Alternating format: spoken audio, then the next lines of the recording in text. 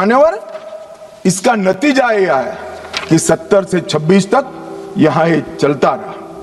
कई ऐसे हमले हुए, जहानाबाद का हमला, 1000 आर्म्स नक्सलियों ने सीआरपीएफ के कैंप को और जेल को कब्जे कर अजय कानू समेत 389 कैदियों को मुक्त कराकर ले गए। आंध्र ओडिशा सीमा पर दर्जनों स्कूलों और इंफ्रास्ट्रक्चर की सुनियोजित विनाश किया। हर ठेके में 20% का जनता ना टैक्स डालते रहे। मान्यवर, 70 ट्रकों में झारखंड में एक साथ आग लगा दी, 11 बोगियों में मालगाड़ी में एक साथ आग लगा दी और वार्षिक वसूली उनकी जनता ना टैक्स की, इनके ही सेक्रेटरी का जो कंप्यूटर मिला है, इसके हवाले से कह रहा हूं, 240 करोड़ रुपया थी। मान्यवर, 240 करोड़ रुपया। और इसको कैसे जस्टिफाई कर सकते, किस तरह से जस्टिफाई करते? मान्यवर, मैं आज ये नक्सलवाद मूल कहां से आया, परंतु हमारे देश के लिए वो किसी भी प्रकार से ऐसी स्थिति ही नहीं थी कि जहां इस प्रकार के साम्यवादी विचारधारा, लेफ्टिस्ट विचारधारा का पनपना हो पाए। मान्यवर, मैं 1905 से 1924 रूस में साम्यवादियों ने क्रांति करी। 1914 के युद्ध में रूस की आर्थिक हालत बहुत बिगड़ गई और वहां पर भूख, महंगाई, अव्यवस्था, और 1905 में खूनी रविवार की घटना ने जनता का विश्वास शासन के प्रति तोड़ दिया और उसने 17 की क्रांति की नींव तैयार की। और मान्यवर, मजबूर होकर निकोलस द्वितीय ने गादी छोड़ दी। वहां पर एक वैक्यूम खड़ा हुआ और वैक्यूम को भरने के लिए वहां पर लेनिन की अध्यक्षता में साम्यवादी सरकार आई। इसी तरह से चीन में एक अव्यवस्था खड़ी हुई। करोड़ों किसानों गरीबी और भूखमरी से जीवन जी रहे थे और 1921 में कम्युनिस्ट चीनी पार्टी की स्थापना हुई। माओ उनके नेता बने। कम्युनिस्टों और कुओमिंटांग के बीच में, जो वहां के सो कॉल्ड राष्ट्रवादी थे, राजा के वफादार थे, इनके बीच में युद्ध हुआ और 34-35 में एक लॉन्ग मार्च हुई।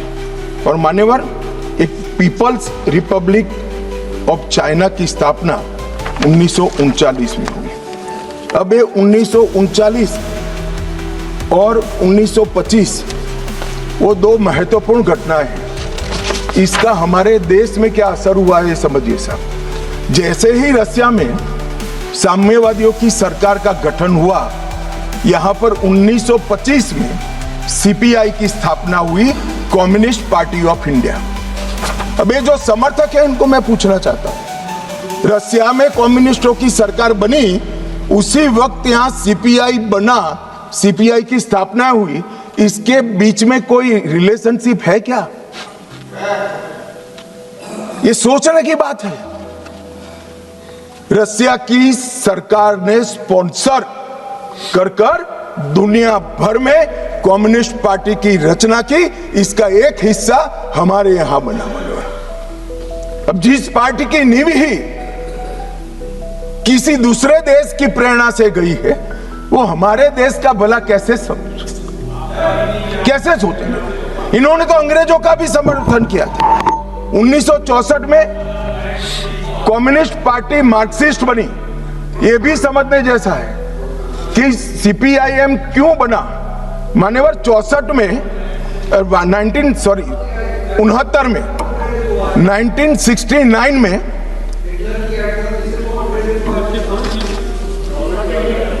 हो गया, बोलूं यार, मुझे उकसाओ मत, आज मैं तय कर आया हूं, पूरी बात बताऊंगा। मान्यवर, 1964 में सीपीआईएम बना।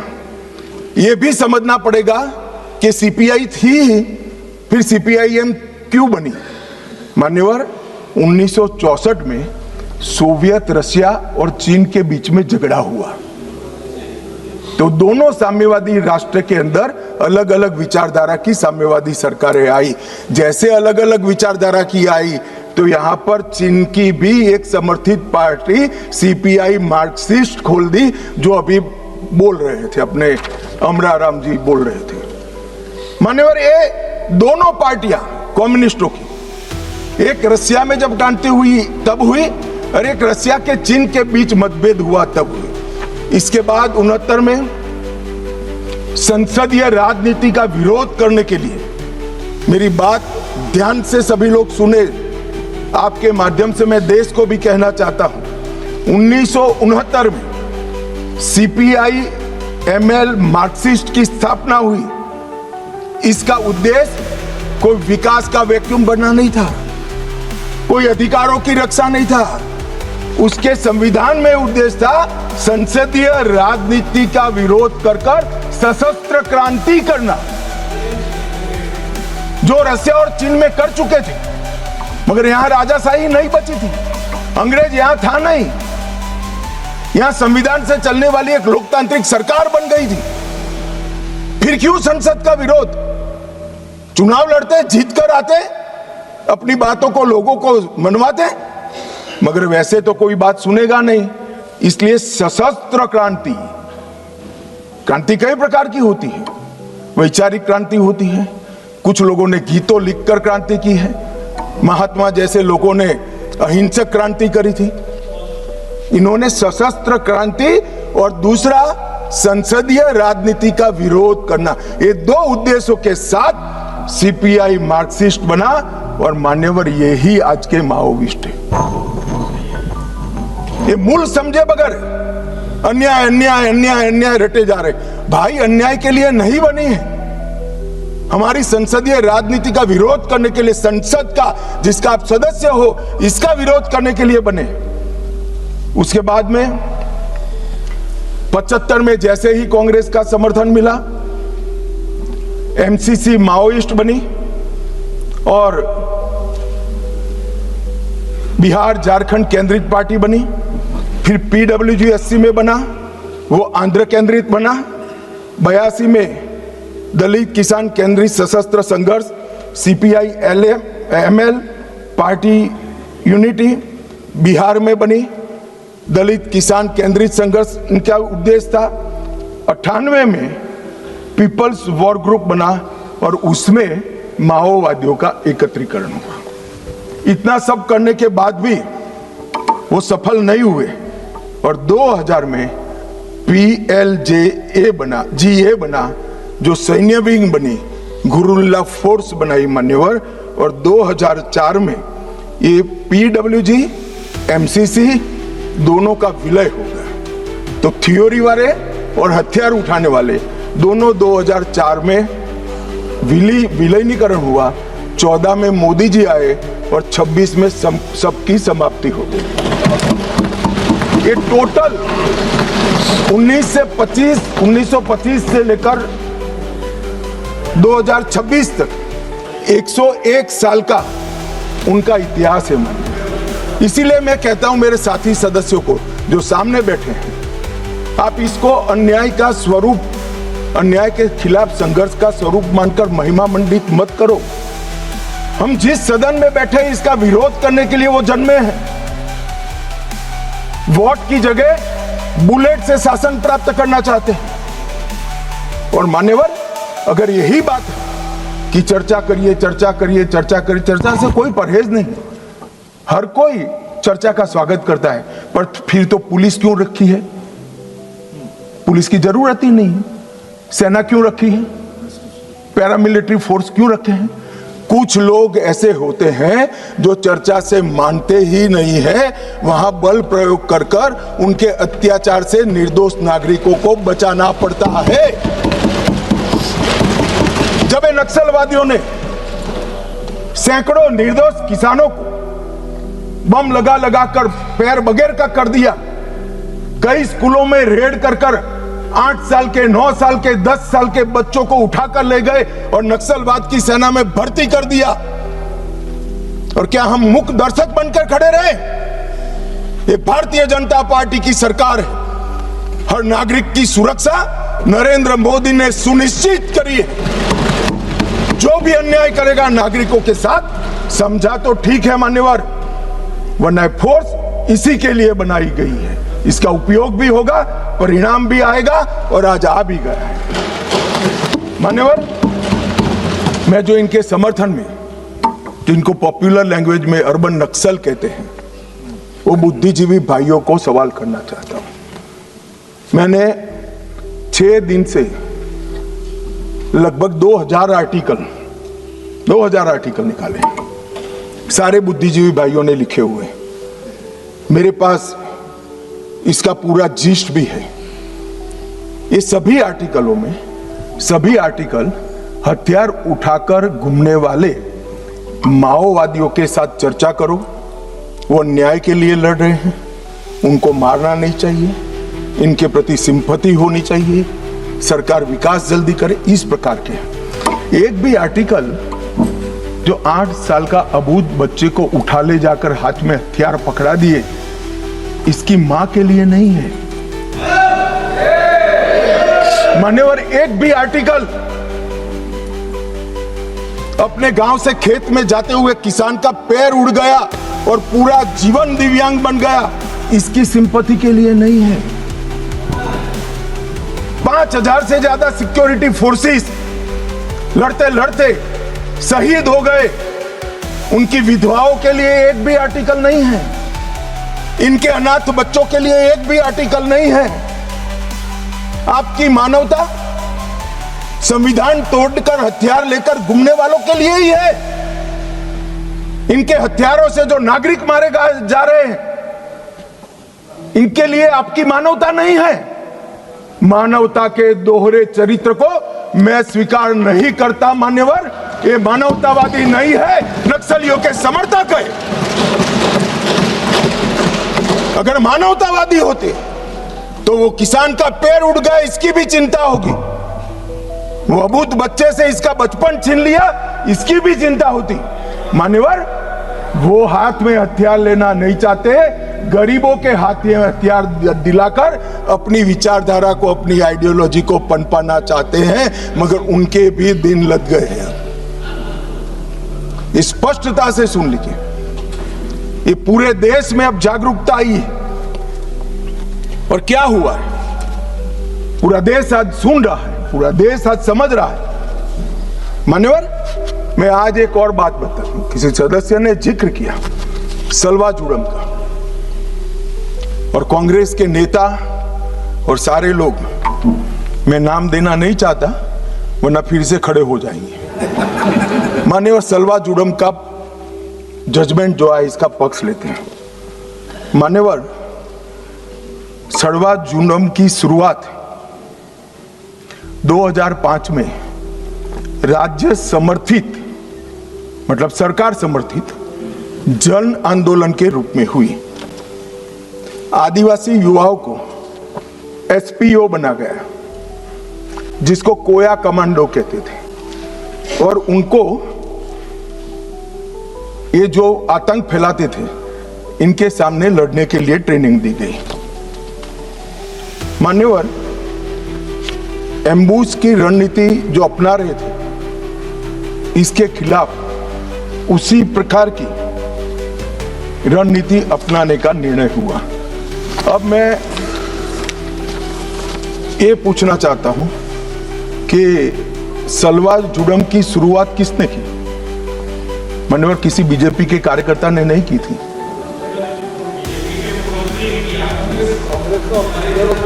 श्रीमान कर्मा ने किया था, जिनको नक्सलियों ने मौत के घाट उतार दिया, और वो कांग्रेस के नेता थे। मान्यवर, 5 जुलाई 2011 को सर्वोच्च अदालत ने नंदिनी सुंदर और अन्य लोगों ने एक विवाद दायर किया, और सुप्रीम कोर्ट ने जस्टिस सुदर्शन रेड्डी के नेतृत्व में तय किया कि नक्सलियों के खिलाफ राज्य की ये लड़ाई गैर कानूनी है, और तुरंत ही इनको हथियार वापस लेने का ऑर्डर कर दिया। परिणाम क्या हुआ मान्यवर? उनके हथियार वापस लिए गए। नक्सलियों के हाथ में हथियार थे। इन्होंने चुन चुन कर सलवा जुड़म में जुड़े हुए लोगों को मार दिया मान्यवर। और वही सुदर्शन रेड्डी विपक्ष का उपराष्ट्रपति पद के प्रत्याशी बने मान्यवर। कांग्रेस पार्टी जो कह रही ना हमारा क्या लेन देन है, ये लेन देन है। जो देश की कानून और व्यवस्था में मानता है वो सुदर्शन रेड्डी को कभी अपना प्रत्याशी नहीं बनाना चाहिए मान्यवर। हमारे यहां न्याय तंत्र की व्यवस्था है। जो जज बनता है उसको तटस्थ माना जाता रहे, ये हमारे न्याय तंत्र की आत्मा है। मगर कोई व्यक्ति जज बनकर अपनी व्यक्तिगत आइडियोलॉजी का उपयोग कर कर संवैधानिक कपड़े पहनाकर अपनी आइडियोलॉजी को ऑर्डर में कन्वर्ट कर कर हजारों बेगुनाह आदिवासियों की जान जाए ऐसा फैसला देता है तो मैं इस जजमेंट की घोर निंदा करता हूं। और मैं उन लोगों की भी निंदा करता हूं जिन्होंने उनको वोट दिए, प्रत्याशी बनाए। मान्यवर, आइडियोलॉजी जनता के भले के ऊपर नहीं हो सकती।